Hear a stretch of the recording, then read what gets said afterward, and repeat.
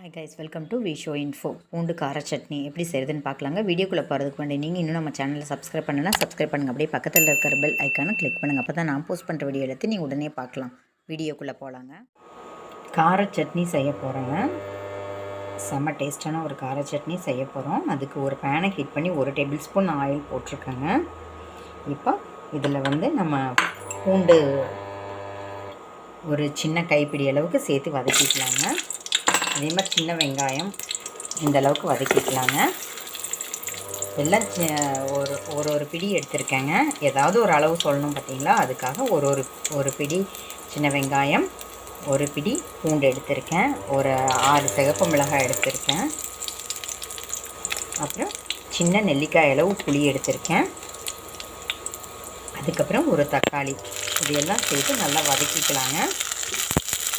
இந்த ரெசிபிக்கு தேவையான உப்பு எல்லாம் சேர்த்து வதக்கிக்கலாங்க. ஒரு நிமிஷம்.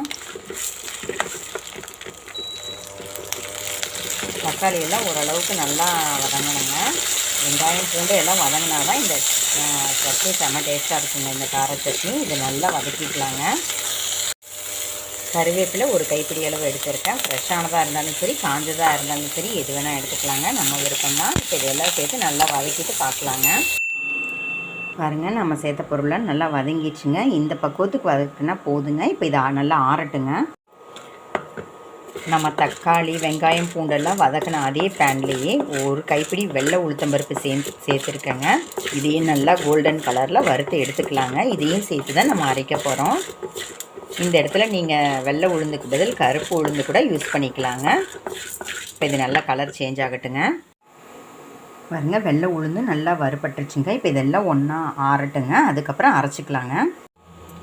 இந்த சட்னிக்கு ஒரு தாளிப்பு கொடுத்துடலாங்க. 1 டீஸ்பூன் எண்ணெய் ஊற்றிருக்கேங்க. 1/4 ஸ்பூன் கடுகு சேர்த்துக்கலாங்க. கடுகு வெடிக்கட்டுங்க. கடுகு வெடிக்குதுங்க.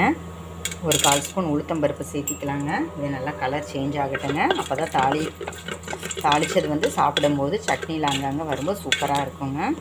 ஒரு பிஞ்ச் பெருங்காயத்தூள் சேர்த்திக்கலாங்க. ஒரு சிகப்பு மிளகாய் உடச்சி வச்சுருக்கேன், அதையும் சேர்த்துக்கலாங்க. பாருங்கள், சூப்பராக நம்மளோட கார சட்னி செமையாக தாளிப்போட ரெடி ஆகிடுச்சுங்க. ட்ரை பண்ணி பாருங்கள். சிம்பிள் ரெசிபி தான், ஆனால் சத்தான ரெசிபிங்க. என்னங்க, இந்த ரெசிபி உங்களுக்கு பிடிச்சிருந்தா லைக் பண்ணுங்கள், ஷேர் பண்ணுங்கள், கமெண்ட் பண்ணுங்கள். ஞாபகமாக சப்ஸ்கிரைப் பண்ணுங்கள். ஓகே, பாய்.